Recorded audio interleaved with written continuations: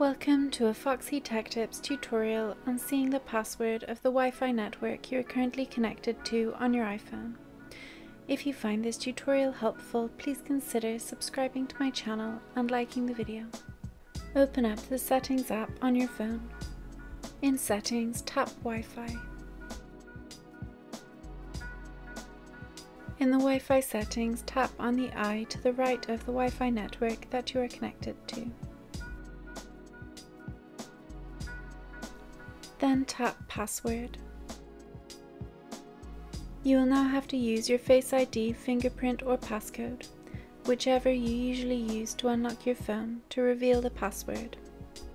The password will appear. You can hold down on it and tap Copy to copy the password.